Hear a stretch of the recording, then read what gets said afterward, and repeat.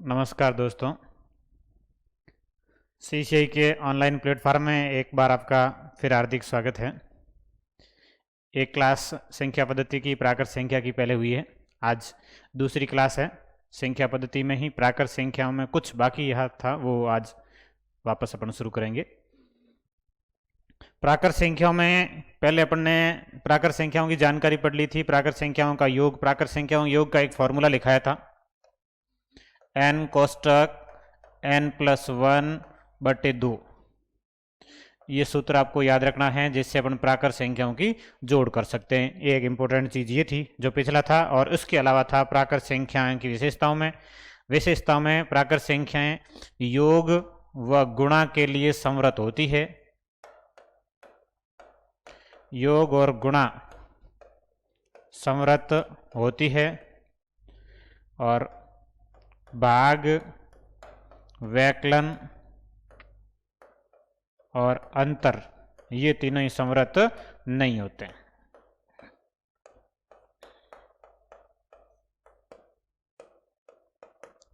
ये इंपॉर्टेंट बातें जो पिछली क्लास में अपन ने पढ़ी थी। अब उसके बाद में आज नया मैटर यहां से आगे का,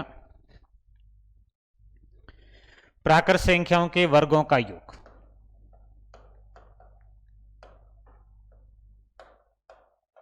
अपना टॉपिक प्राकृत संख्या, इसमें पहला योग का हो गया था, दूसरा वर्गों का। 1 से n तक की प्राकृत संख्याओं के वर्गों का योग। प्राकृत संख्याओं के वर्गों का योग। अब इसमें योगफल का अपने पास फॉर्मूला है। फॉर्मूला इस प्रकार है, देख लीजिए।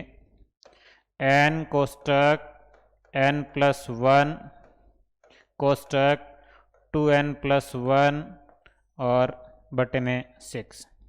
यह फॉर्मूला प्राकृत संख्याओं के वर्गों का योगफल। अब मेन बात इसमें यह समझ में आनी चाहिए कि प्राकृत संख्याओं के वर्गों का योग मतलब है क्या। जैसे जनरल सा उदाहरण, 1 से 10 तक की प्राकृत संख्याओं के 1 से 10 तक की प्राकृत संख्याओं के वर्गों का योग। अब इस प्रश्न का मतलब क्या है, सबसे पहले ये समझते हैं। इसका मतलब ये था कि 1 का वर्ग मतलब 1 का स्क्वायर या 1 गुणा 1, इसके साथ में जोड़ करनी है। फिर अगला 2 का वर्ग 2 गुणा 2, फिर अगला 3 का वर्ग 3 गुणा 3, अगला 4 का वर्ग 4 गुणा 4। इसी तरीके से लास्ट ये लिखना है 10 का वर्ग मतलब 10 गुणा 10। ये वर्ग करके फिर जोड़ करनी है। 1 से लेके 10 तक की प्राकृत संख्या है, उनका वर्ग और फिर योगफल। ये प्रश्न 1 से 10 तक की प्राकृत संख्याओं के वर्गों का योग, और ये वर्गों के योग का फॉर्मूला है, जिसमें आपको n का मान क्या रखना, मेन इंपोर्टेंट ये जो n है इसका मान इस प्रश्न के अनुसार आपको लिखना है 10, कि 1 से लेके कितने तक की प्राकृत संख्या है 10 तक की, तो n का मान कितना लिखना है 10 लिखना है। अब इसका प्रश्न का आंसर लिखने के लिए आपको फॉर्मूला ये है, n कोष्टक n+1 2n+1 बटे 6। अब इसमें आपको n का मान रखना है 10 गुणा, कोष्टक का मतलब गुणा लिखना है, 10 और 1 जोड़ के लिखना, 10 + 1 ये हो जाएगा 11, कोष्टक का मतलब गुणा। अब ये 2 गुणा 10, 2n का मतलब है 2 गुणा 10 है, 2 गुणा 10 20 और 1 जोड़ेंगे तो 21, ये 21 और ये बटे में 6। ये इसका फॉर्मूला मान रख दिया। अब कैलकुलेशन में गुणा भाग करना है, तो 3 से संख्याएं काट दीजिए। 21 और 6 3 से कटेंगे। 21 में 3 का भाग 7 बार, 6 में 3 का भाग 2 बार, फिर इस 2 का भाग 10 में देना, 2 का भाग 10 में जाएगा 5 बार। अब गुणा कर लीजिए, 11 गुणा 5 55, और 55 का 7 से गुणा करना है, 7 का 5 से गुणा 35, हासिल 3, 7 का 5 से 35 और 3 38, 385। ये इसका आंसर आ गया। 1 से 10 तक की प्राकृत संख्याओं के वर्गों का योगफल कितना होगा? 385 होगा। अब इसी तरीके से ये प्रश्न 1 से 20 का बन सकता है, 1 से 30 का बन सकता है, 1 से 40 का, जितनी योग करनी हो फॉर्मूले में n का मान रखो और हल कर सकते हैं। एक प्रश्न इसका अपन और हल कर लेते हैं।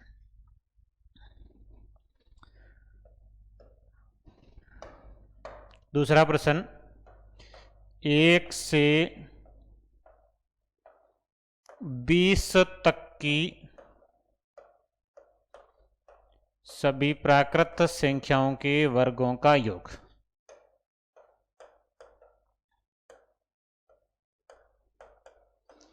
एक से 20 तक की सभी प्राकृत संख्याओं के वर्गों का योगफल।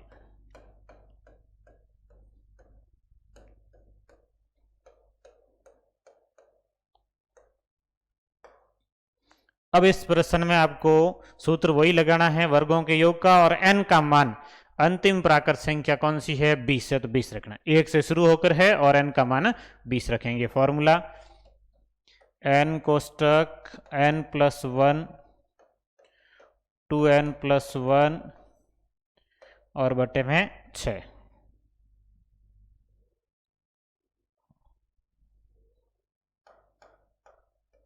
ये फॉर्मूला। अब इस फॉर्मूले में आपको n का मान 20 लिखना है। 20 तक की प्राकृत संख्या, n का मान 20 रखो। ये 20, फिर ये 20 + 1, कोष्टक का मतलब गुणा है, 20 ने 1 जोड़ के लिखेंगे तो 21, फिर वापस कोष्टक का मतलब गुणा, 20 × 2, ये ध्यान रखना है इसमें 20 + 1 नहीं करना, 20 × 2, 20 × 2 40 और 1 जोड़ेंगे तो 41, ये 41 और बटे में 6। अब आपको यहाँ पर कैलकुलेशन करनी है। कैलकुलेशन में आप 20, 21 और 6 काट सकते हैं, 20 और 6 काट सकते हैं, 2 से कट रहा है, एक 3 से कट रहा है, कोई भी एक पहले काट दीजिए। जैसे ये काटा गया, 2 से काटेंगे, 20 कटेगा 10 बार और 6 कटेगा 3 बार, और फिर इस 3 का भाग 21 में पूरा पूरा 7 बार, 41 का 7 से गुणा करना और फिर 10 से गुणा करना। तो ये 41 × 7 × 10, 7 का 1 से गुणा 7 और 7 का 4 से 28 और 10 से गुणा करेंगे, एक 0 लगेगा, 2870, ये इसका उत्तर आ गया। 1 से 20 तक की प्राकृत संख्याओं के वर्गों का योगफल कितना हो जाएगा? 2870 हो जाएगा। अब इसको आपको कॉपी में लिख लेना, प्राकृत संख्याओं के वर्गों के योग का सूत्र, ये रहा सूत्र। सूत्र याद होना चाहिए, क्लियर। उसके बाद n का मान क्या रखना है? मेन बात ये समझ में आनी चाहिए। n का मतलब है 1 से शुरू करके लास्ट संख्या कौन सी है। 1 से शुरू करके इसमें 20 था तो n का मान 20 रखा, पिछले प्रश्न में 10 था तो n का मान 10 रखा गया। नेक्स्ट, अब प्राकृत संख्याओं में तीसरा प्रश्न। 2 प्रश्न हो गए, एक प्राकृत संख्याओं का योग और दूसरा प्राकृत संख्याओं के वर्गों का योग और तीसरा प्राकृत संख्याओं के घनों का योग। अब देखिए, तीसरा है 1 से n तक की प्राकृत संख्याओं के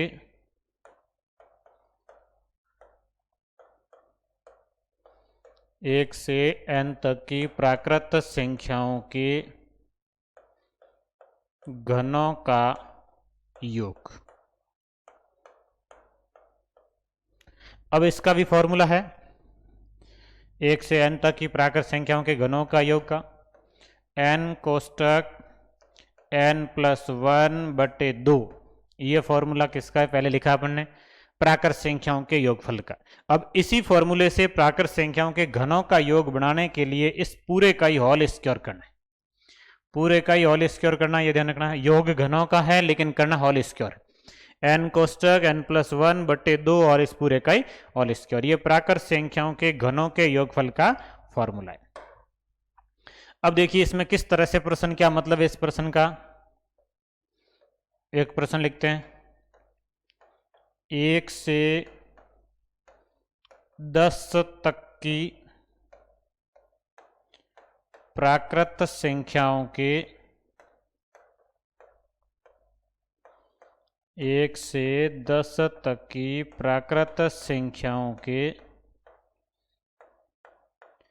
घनों का योग कितना होगा, ये जैसे प्रश्न बना। 1 से 10 तक की प्राकृत संख्याओं के घनों का योग कितना होगा। सबसे पहले इस प्रश्न का मतलब क्या है, मतलब प्रश्न क्या पूछना चाह रहा है।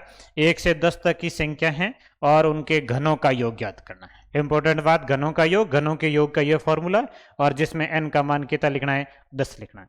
अब इस प्रश्न को संख्याओं के रूप में लिखे तो ऐसे होगा कि ये 1 का घन प्लस 2 का घन प्लस 3 का घन प्लस 4 का घन प्लस इसी तरीके से ये लास्ट 10 का घन। 1 का घन, 2 का घन, 3 का घन, 4 का घन और लास्ट 10 का घन। अब ये 10 तक की प्राकृत संख्याएं और इनके घनों का योगफल हो गया।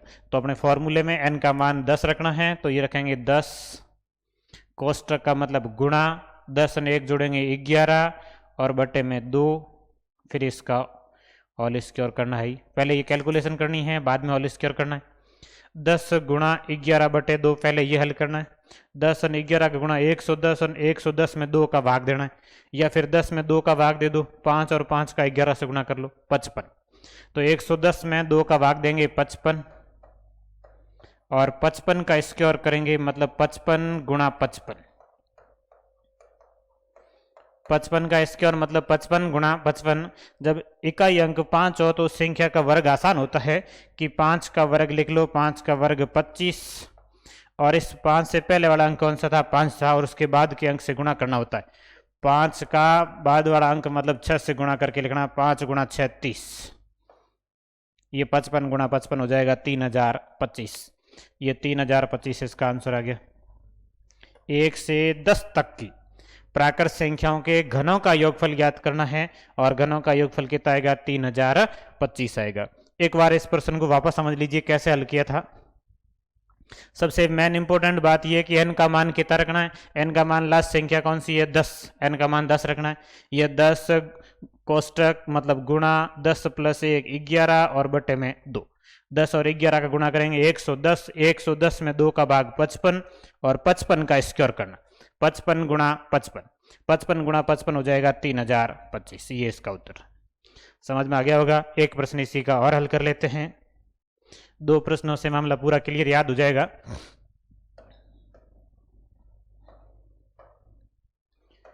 एक से 20 तक की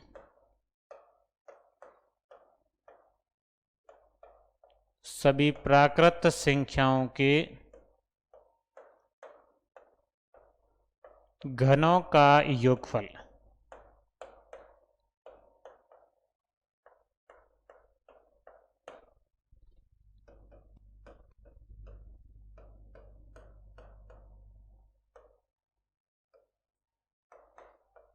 ये प्रश्न। 1 से 20 तक की सभी प्राकृत संख्याओं के घनों का योगफल कितना होगा। अब इसमें आपको n का मान 20 रखना है, फॉर्मूला वो सेम है घनों के योगफल का, n कोष्टक n प्लस 1 बटे 2 और इस पूरे का ही होल स्क्वायर। अब जिसमें n का मान 20 रखना है तो ये 20 कोष्टक का मतलब गुणा 20 1 जोड़ेंगे तो 21 और बटे में 2 और इस पूरे का ही होल स्क्वायर। अब 20 में 2 का भाग दे दो, 20 में 2 का भाग जाएगा 10 बार, 10 का 21 से गुणा 210 और 210 का स्क्वायर मतलब 210 गुणा 210, 21 गुणा 21, 21 का स्क्वायर होता है 441 और 2 जीरो 44,100। ये इसका योगफल हो जाएगा। 1 से 20 तक की सभी प्राकृत संख्याओं के घनों का योगफल कितना आएगा, 44,100 आएगा। अब इसमें 3 प्रश्न बने प्राकृत संख्याओं में जोड़ से संबंधित। मेन इंपोर्टेंट इन तीनों के अपने को फॉर्मूले याद होने चाहिए। पहला सीधा सीधा प्राकृत संख्याओं के योग का ये फॉर्मूला n कोष्टक n प्लस 1 बटे 2। दूसरा प्राकृत संख्याओं के वर्गों के योग का n कोष्टक n plus 1 2n plus 1 और बटे में 6। और तीसरा प्राकृत संख्याओं के घनों का योग एन कोष्टक n+1/2 और इस पूरे का ही होल स्क्वायर। इसको आप अलग से लिख लेना, सूत्र एक अलग कॉपी में लिख लेना। तीनों फॉर्मूले हैं, 3 प्रश्न बनते हैं, जोड़ से संबंधित है। प्राकृत संख्याओं का योग, प्राकृत संख्याओं के वर्गों का योग और प्राकृत संख्याओं के घनों का योग। ये वर्गों के योग का है और ये घनों के योग का है और ये सीधे ही प्राकृत संख्याओं के योग का। तीनों फॉर्मूले लिख के और अलग से याद कर लेना है। ये प्राकृत संख्याओं के जोड़ से संबंधित जो प्रश्न बनते हैं वो इस तरीके से। अब इसके बाद में थोड़ी सी सामान्य जानकारी और संख्याओं से संबंधित, वो भी प्राकृत संख्याओं से संबंधित ही है। जैसे कि कुल कितनी संख्याएं होती है, 1 अंक की संख्याएं कौन सी है, 2 अंक की संख्याएं कौन सी है, इस तरीके से। तो जो संख्याएं शुरू होती है वो 1 से है और ये 1 अंक की संख्याएं, 1 अंक की संख्याएं। अब 1 अंक में कौन कौन सी संख्याएं होती है, इनमें सबसे छोटी संख्या कौन सी है, इनमें सबसे बड़ी संख्या कौन सी है और कुल संख्याएं कितनी है। 3 तरह से प्रश्न बनता है।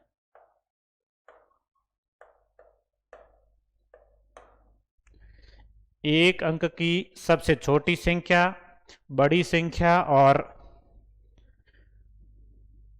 कुल संख्या।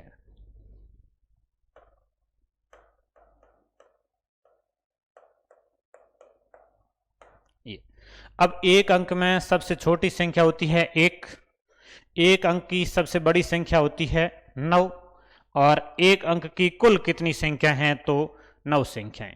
1 से शुरू होके 9 तक टोटल 9 संख्याएं। उसके बाद यही 2 अंकों में पूछ लें,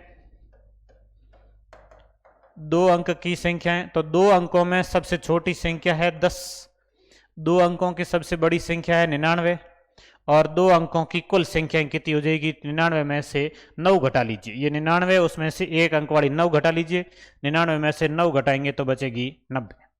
मतलब 2 अंकों की कुल कितनी संख्या है, 90 संख्याएं। अब ऐसा ही 3 अंकों में,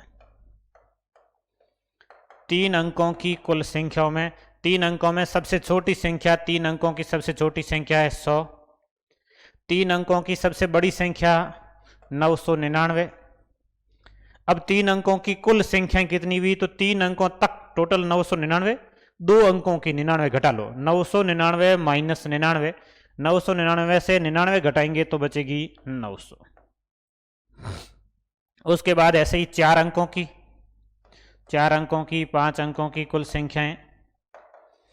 अब ये 4 अंकों में सबसे छोटी संख्या 1000, 4 अंकों की सबसे बड़ी संख्या 9999, कुल संख्या कितनी हुई 9999 में से 999 घटा लीजिए, 9000 बचेगी, ये 9000।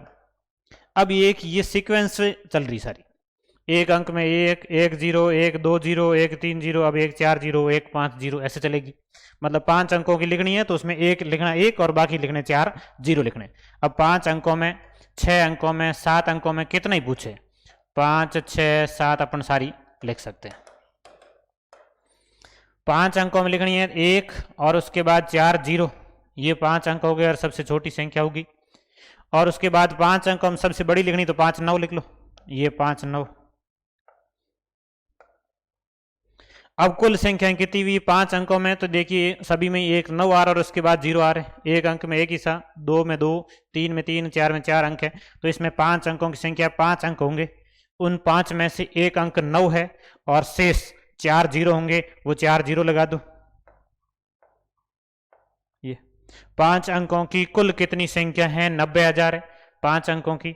उसके बाद 6 अंकों में लिखनी है तो 6 अंकों के लिए 1 और उसके बाद 5 0, 5 0 का मतलब 1 लाख, ये 1 लाख। 6 अंकों की सबसे छोटी संख्या 1 लाख, 6 अंकों में सबसे बड़ी तो 6 9 लिख लो, ये 6 अंकों की सबसे बड़ी संख्या। अब इसमें 6 अंकों की कुल संख्या कितनी, 6 अंक लिखने हैं, मतलब 1 लिखना 9 और 5 लिखना 0। ये अब ये 6 अंकों की सबसे छोटी संख्या, 6 अंकों की सबसे बड़ी संख्या और 6 अंकों की कुल संख्या। अब ये इस प्रकार से प्रश्न ऐसे बन सकता है कि संख्याएं कितनी हैं, एक अंक में, 2 अंक में, 3 अंक में पूछा जा सकता है। 4 अंकों में बड़ी संख्या कौन सी है, 4 अंकों की छोटी संख्या कौन सी है, तो सारे प्रश्न अपने इससे हल कर सकते हैं। अब इससे आधारित तो कुछ प्रश्न बनते हैं, कैसे कैसे उनको हल करते हैं, एक बार इनको आप लिख लेना कॉपी में। उसके बाद प्रश्न किस तरीके से, एक प्रश्न जैसे 4 अंकों की कुल कितनी संख्याएं हैं,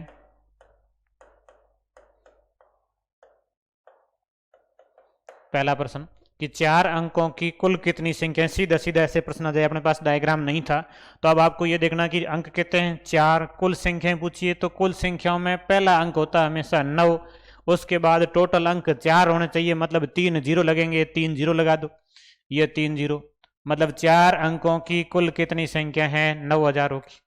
4 अंक होने चाहिए, संख्याएं पूछिए तो 4 अंकों की संख्याओं में पहला अंक 9 और उसके बाद टोटल 4 अंकों में से 3 बचे, 3 जीरो लगाने। अब यही छोटी संख्या पूछी होती 4 अंकों की तो ये 4 अंकों की छोटी, बड़ी पूछी होती तो ये 4 अंकों की बड़ी। एक प्रश्न ये इस तरीके से बन सकता है। दूसरा प्रश्न,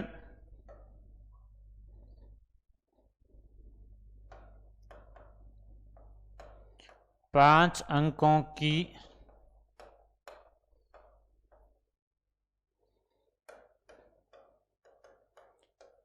सबसे बड़ी संख्या व सबसे छोटी संख्या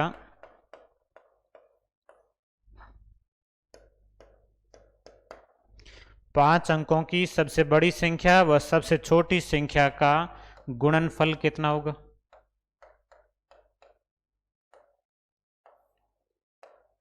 इस तरीके से प्रश्न बन सकता है। अब इसमें आपको सबसे पहले देखना है क्या प्रश्न पूछा गया है, 5 अंकों की सबसे बड़ी और 5 अंकों की सबसे छोटी संख्या और उनका गुणनफल। अब 5 अंकों की सबसे बड़ी संख्या लिखो पहले, 5 अंकों की सबसे बड़ी संख्या का मतलब 5 9 होंगे, ये 5 अंकों की सबसे बड़ी संख्या का मतलब 5 9 लिख लीजिए।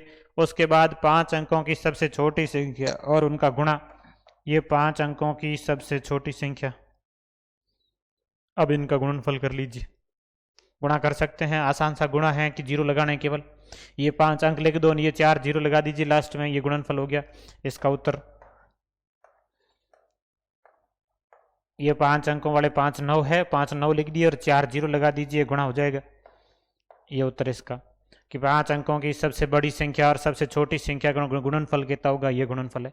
अब इनका अंतर पूछा जा सकता है, योग पूछा जा सकता है, मतलब एक ही प्रश्न कई तरीकों से कि 5 अंकों की सबसे बड़ी संख्या व सबसे छोटी संख्या का अंतर कितना होगा, इसमें से ये घटा लीजिए, या इनका गुणा कितना होगा, जोड़ कितनी होगी, कई तरीके से प्रश्न बन सकता है।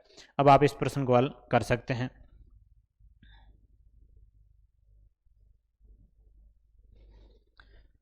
अब अगला प्रश्न तीसरा, एक प्रश्न इस तरीके से बन सकता है,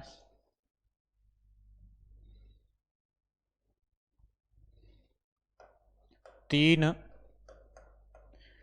भिन्न अंकों के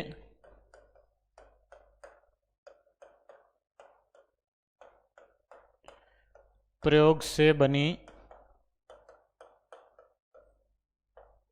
3 भिन्न अंकों के प्रयोग से बनी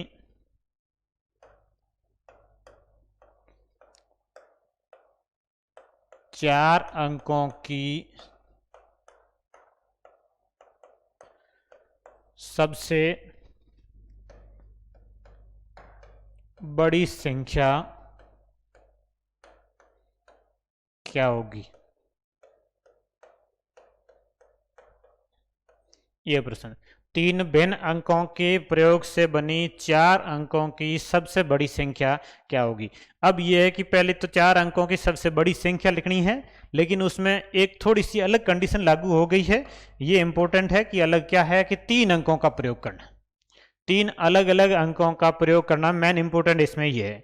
बाकी संख्या 4 अंकों की सबसे बड़ी लिखनी है, लेकिन 3 भिन्न अंक लिखने हैं। अब ये देखिए इस प्रश्न को क्या हल करना, कैसे करना है। सबसे पहले तो आप 4 अंकों की सबसे बड़ी संख्या एक बार लिखो। जैसे 4 अंकों की सबसे बड़ी संख्या लिखनी हो तो ये 4 अंकों की सबसे बड़ी संख्या होगी। 4 अंकों की सबसे बड़ी संख्या का मतलब 4 9 लिखने हैं। अब इसके बाद में प्रश्न ये था कि इसमें 3 अंकों का प्रयोग होना चाहिए, लेकिन है नहीं। अंक तो केवल एक ही आया, कौन सा 9, एक ही अंक आया है। अब इसमें 3 अंक कैसे प्रयोग करेंगे, उसके लिए ये लिखना है कि शुरू से जो अंक है वो रखिए, लास्ट वाले अंकों में थोड़ा सा फेरबदल करना है। बड़ी संख्या लिखने के लिए लास्ट में अंक चेंज करने हैं। लास्ट में बड़ा अंक 9 के अलावा कौन सा लिख सकते, 9 के अलावा बड़ा अंक 8 और 8 के अलावा बड़ा अंक तो 7। इन दोनों अंकों का प्रयोग करना है लास्ट में। तो ये संख्या इस तरीके से कि पहले तो 2 9 रखने हैं, उसके बाद एक 8 रखना है और एक 7 रखना है। ये अपना उत्तर हो जाएगा।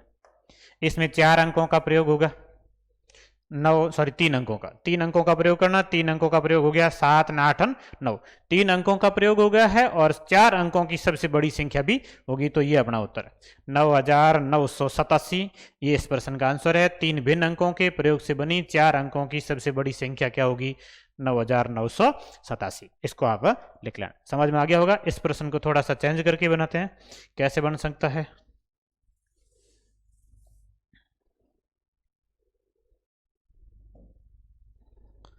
अब देखिए, अब यही प्रश्न 3 भिन्न अंकों के प्रयोग से बनी 5 अंकों की सबसे बड़ी संख्या क्या होगी। दूसरा प्रश्न ऐसे बन सकता है, अंक अभी भी 3 ही हैं, लेकिन 5 अंकों की सबसे बड़ी संख्या लिखनी। तो 5 अंकों की सबसे बड़ी संख्या के लिए आप 5 9 लिखेंगे।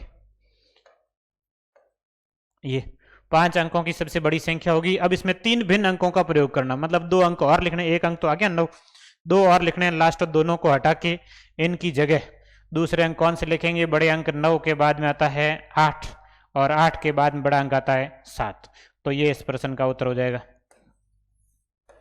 अब ऐसा ही प्रश्न ये बड़ी संख्या का है, छोटी संख्या से संबंधित बन सकता है। 3 भिन्न अंकों का प्रयोग करना हो, 4 अंकों का प्रयोग करना हो, 2 अंकों का प्रयोग करना हो, बड़ी या छोटी, कई तरीके से बन सकता है। एक प्रश्न इसका और लिख लेते हैं अपन, छोटी संख्याओं का प्रयोग से यदि करना हो तो कैसे करना है।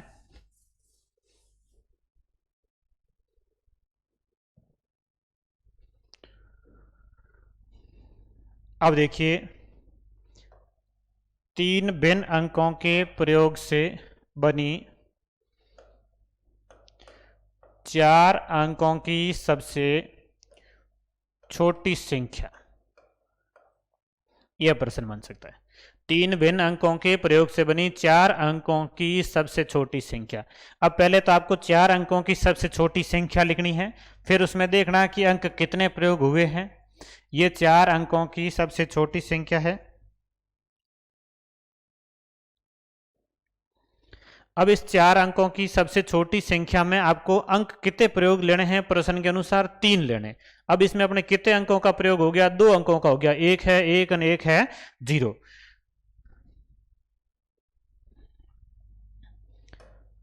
अब इसमें 3 अंकों के प्रयोग करने के लिए एक अंक और लिखना है, मतलब अंक ऐसा लिखना है कि संख्या कैसी होनी चाहिए, छोटी होनी चाहिए। तो मतलब 1 आ गया, 0 आ गया। अब इसके बाद में छोटा अंक और कौन सा हो सकता है, मतलब 0 और 1 के बाद में, 0 और 1 के बाद में छोटा अंक कौन सा हो सकता है, 2 हो सकता है। तो सबसे अंतिम से एक अंक हटा के उसकी जगह 2 लिख दो। ये 3 अंकों के प्रयोग से बनी 4 अंकों की सबसे छोटी संख्या हो जाएगी 1002। ये इसका उत्तर। 3 अंकों का प्रयोग हो गया है, 4 अंकों की सबसे छोटी संख्या लिखनी। ये 4 अंकों की सबसे छोटी संख्या जिसमें 3 अंकों का प्रयोग हुआ।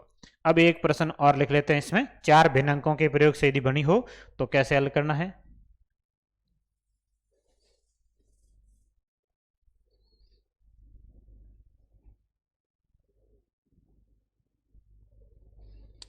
ये 4 भिन्न अंकों के प्रयोग से बनी 5 अंकों की सबसे छोटी संख्या क्या होगी।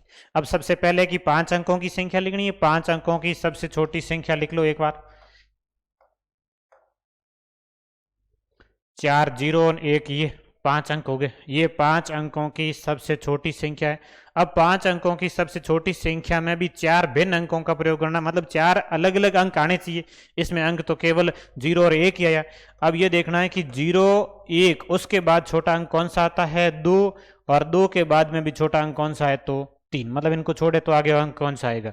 अब आपको 1 लिखना है, 2 1 लिखना है, 3 छोटे अंकों का प्रयोग करना है, लास्ट में करना है 1, ये 2 0, उसके बाद ये 2 और ये फिर 3। ये 5 अंकों की वो संख्या है जिसमें 4 भिन्न भिन्न अंकों का प्रयोग हुआ। ये अपना उत्तर है। समझ में आ गया होगा प्रश्न किस तरीके से 4 अंकों में, 5 अंकों में या भिन्न अंकों के प्रयोग से एक थोड़ा सा अलग और प्रश्न बन सकता है इसमें, उसको भी देख लेते हैं।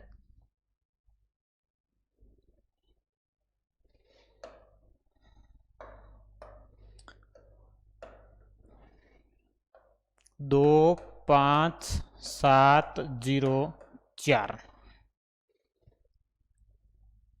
अंकों का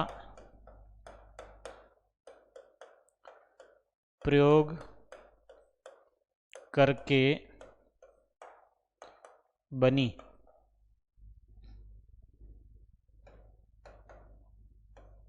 5 अंकों की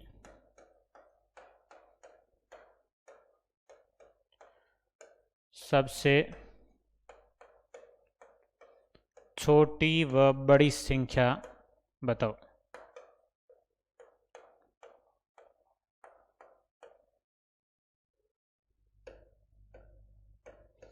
थोड़ा सा पहले वाला प्रश्नों से अलग है। अब देखिए इस प्रश्न को कैसे हल करना है। 2 5 7 0 और 4 ये 5 अंक दिए हुए, इन 5 अंकों का प्रयोग करके आपको 5 अंकों की सबसे छोटी और सबसे बड़ी संख्या बनानी है। तो इन अंकों के प्रयोग से यदि सबसे बड़ी संख्या बनाए, बड़ी संख्या में यह ध्यान रखना है कि बड़ा अंक है वो पहले लिखना है। टोटल 5 अंक दिए हुए हैं, इन पांचों में से सबसे बड़ा कौन सा है, तो इन पांचों में सबसे बड़ा अंक है 7। 7 के बाद कौन सा आएगा तो 5, 5 के बाद कौन सा आएगा तो 4, 4 के बाद कौन सा आएगा तो 2, और 2 के बाद कौन सा आएगा तो 0। ये इन अंकों के प्रयोग से 5 अंकों की सबसे बड़ी संख्या 7 5 4 2 और 0 क्रमवार अंक लिख लेने हैं 75,420। अभी इन्हीं अंकों के प्रयोग से यदि छोटी संख्या बनानी होती तो छोटी संख्या में यह ध्यान रखना होता है कि छोटा अंक पहले लिखते हैं। लेकिन इसमें एक समस्या आएगी, छोटा अंक सबसे छोटा अंक है 0, और 0 को यदि पहले लिखेंगे तो संख्या में एक अंक कम हो जाएगा। मतलब संख्या तो 5 अंकों की लिखनी है और 0 पहले लिखेंगे तो संख्या 4 अंकों की हो जाएगी। जैसे 0 पहले लिखते हैं, फिर 2, फिर 4 5 और 7 लिखते हैं, तो इसमें अंक 4 ही हुए, पहले वाला 0 अंकों में काउंट नहीं होता है। मतलब ये जो संख्या बन रही है वो 4 अंकों की बन रही है, अपने को संख्या बनानी वो 5 अंकों की बनानी, इसलिए 0 को पहले नहीं रख सकते। 0 के बाद में जिसका नंबर आ रहा है उसको पहले लिखना है। 0 के बाद में छोटा अंक है 2 है, 0 को यदि छोड़ दे तो छोटा अंक कौन सा है 2 है। अब इस 2 को लिया, अब आपको वापस 0 लेना है, फिर वापस वही क्रमवार लेने 4 5 और 7 बढ़ते क्रम में अंकों को लिख दो। ये सबसे छोटी संख्या हो जाएगी 5 अंकों की। कई बार यही प्रश्न के 5 अंकों की छोटी और बड़ी संख्या का गुणा क्या होगा, योग क्या होगा, अंतर क्या होगा। योग पूछा दोनों को जोड़ के लिख दो, गुणा करना हो, अंतर पूछा हो घटा के लिख दो। बड़ी में से छोटी घटा के लिखेंगे तो आ जाएगा। ये इस तरीके से भी अंकों के प्रयोग में प्रश्न बन सकता है। अब एक प्रश्न और, थोड़ा सा और अलग तरीके से प्रश्न, कई प्रश्न बनते वैसे तो। 1 से 100 तक की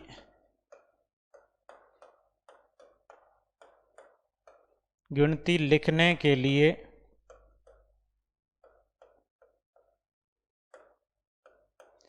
एक से 100 तक की गिनती लिखने के लिए कुल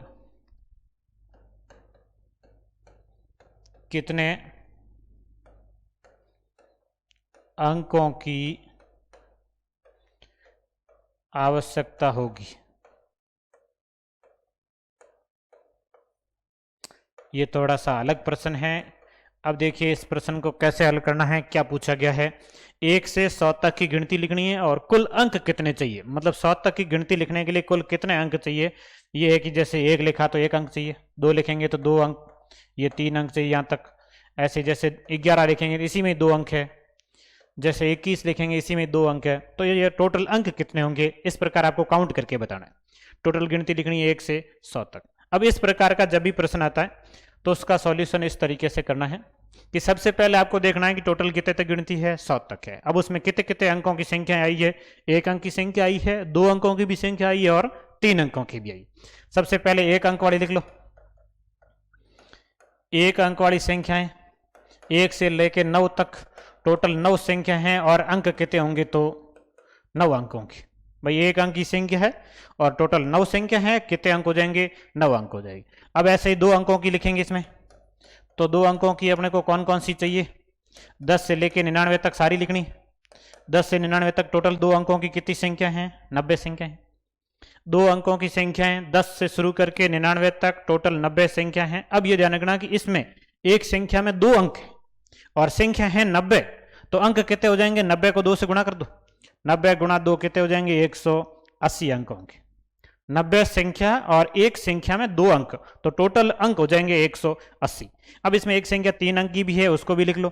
3 अंक की संख्या अपने पास एक ही है, कौन सी, 100। और इस 100 को एक संख्या है, लिखने के लिए 3 अंकों की जरूरत है, टोटल अंक 3 हो जाएंगे।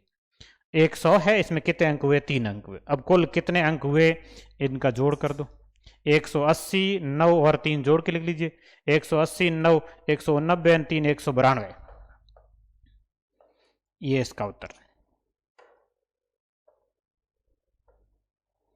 टोटल 192 अंकों की जरूरत होगी। अब ये प्रश्न 1 से 100 है, 1 से 200 तक हो सकता है, 1 से 300 तक हो सकता है, 1 से 400 तक हो सकता है। एक प्रश्न ऐसा ही और उदाहरण हल करते हैं, देखिए कैसे बन सकता है, इसको आप लिख लेना।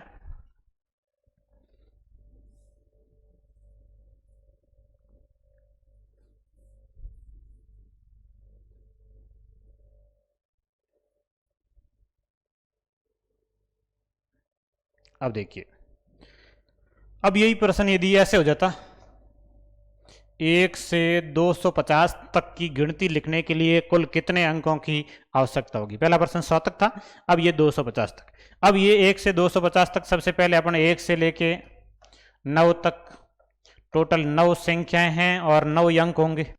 यहाँ पर अंक लिखना है, संख्याएं कितनी और अंक कितने, 9 संख्याएं हैं, 1 अंक की है तो 9 अंक की होंगी।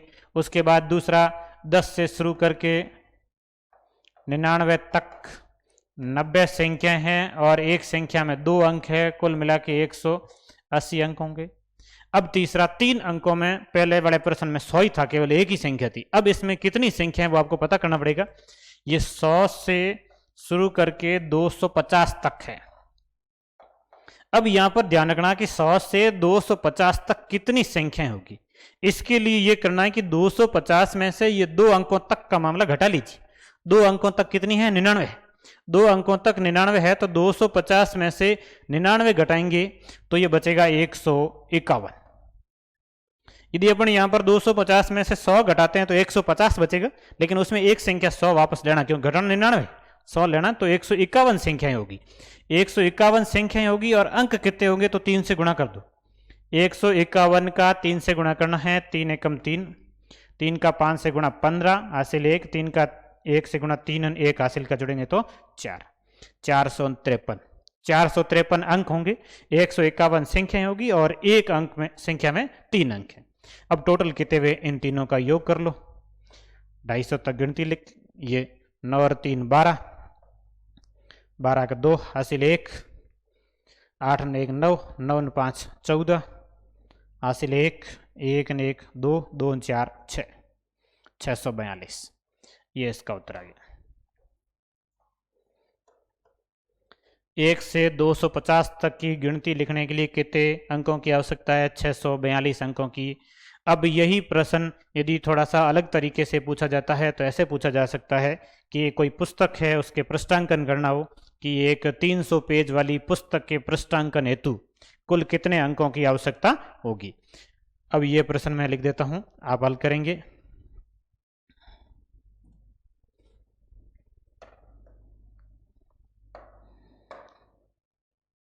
एक 300 पेज वाली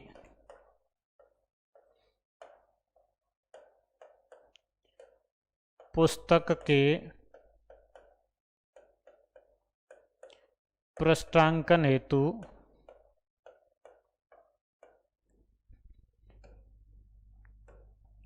कुल कितने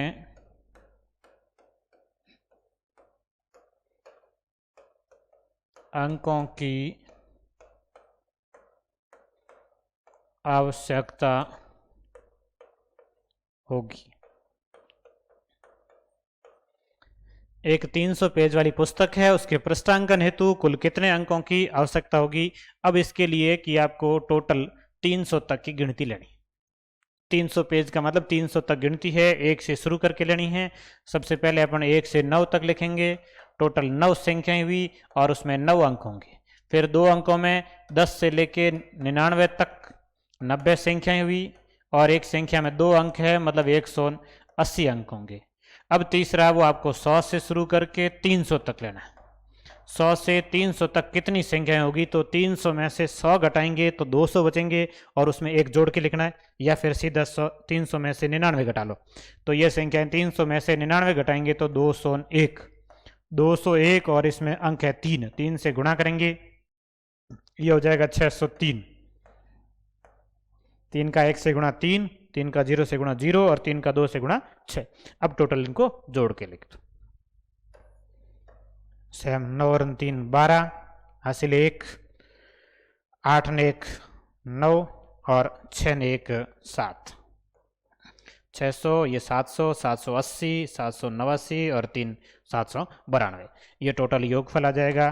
300 पेज की पृष्ठांक पुस्तक है और उसके पृष्ठांकन हेतु कितने अंकों की आवश्यकता होगी, 792 अंकों की आवश्यकता होगी। अब आपको ये प्रश्न समझ में आ गया। प्राकृत संख्याओं से संबंधित इतने तरीके के प्रश्न बनते हैं। अब इन प्रश्नों को आप सारों को कॉपी में लिखेंगे, पूरा का पूरा एक बार लिख के फिर वापस मिला लीजिए। सारे याद होने चाहिए। आपको पूरे के पूरे प्रश्न हल करवा दिए, एक भी प्रश्न कोई बाकी नहीं रखा है। टोटल प्राकृत संख्या मतलब संख्या पद्धति का केवल एक भाग प्राकृत संख्या ही हुआ अभी तक 2 क्लास में। ये आपको पूरा का पूरा लिख के याद करना है, साथ में पढ़ लीजिए और एक प्रश्न आप हल करके कमेंट में अपना उत्तर बता देना। एक प्रश्न मैं बता देता हूँ कौन सा प्रश्न लिखना है आपको। ये जो 300 पेज पुस्तक था, इसी की जगह आप दूसरा प्रश्न ऐसे लिख लीजिए कि एक